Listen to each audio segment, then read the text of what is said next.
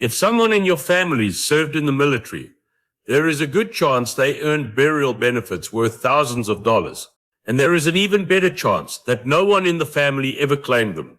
Today, I want to walk you through what those benefits are, who qualifies, and the simple steps to make sure your family actually receives what was earned. Let me start with the part that surprises people the most. A veteran who qualifies can be buried in a national cemetery at no cost to the family at all.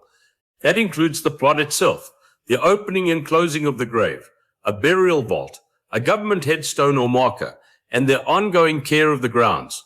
In most cases, an eligible spouse can be buried there too, on the same benefit. For a family that expected to pay many thousands of dollars, that is a real weight lifted at a hard moment. Now, not everyone wants to use a national cemetery, and that is completely fine. Maybe there is a family plot closer to home, or a church cemetery that means more to you. Here is the good news. Even when a veteran is buried in a private cemetery, the benefits do not disappear. The government will still provide a headstone or grave marker at no cost. The family can receive a United States burial flag to drape the casket and keep afterward. Military funeral honors, including the folding and presenting of that flag, are available on request. And in many cases, there is also a monetary burial allowance that helps with the cost. That burial allowance is worth understanding because the amount depends on the situation. When a veteran passes away from a service-connected condition, the allowance is significantly larger. When the death is not service-connected, the allowance is smaller, but it is still money your family is entitled to. There can also be a separate plot allowance to help cover the cost of the land in a private cemetery. None of this is automatic. Someone has to ask for it. And that is really the heart of the problem. These benefits are not hard to qualify for. They are hard to remember at the exact moment a family is grieving and overwhelmed. The funeral home may mention them, or it may not. The paperwork sits unfiled. The flag is never requested. The marker is never ordered.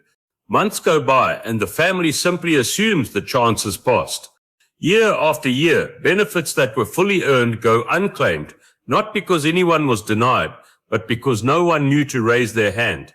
So let me give you 3 simple steps you can take, and you can take the first 2, long before anything sad ever happens. Step 1, find the discharge paperwork. The single most important document is the Veteran Separation Record, often called a DD-214. That one form proves eligibility for almost everything we just talked about.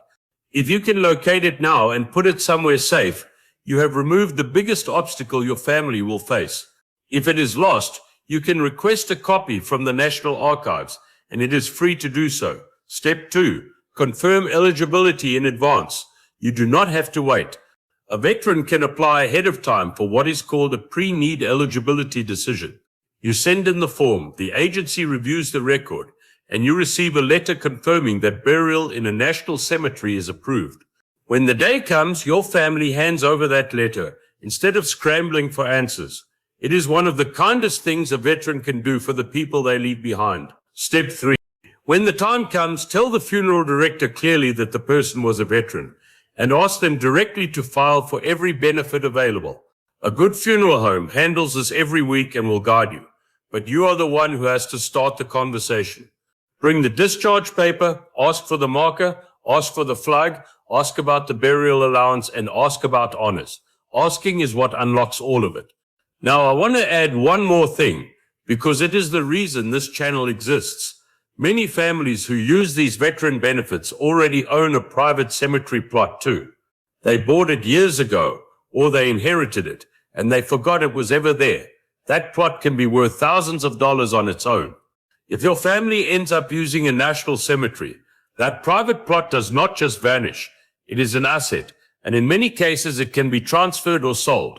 So while you are gathering the discharge papers, take a moment to check whether the family already owns a plot somewhere. You may find real value sitting quietly in a drawer.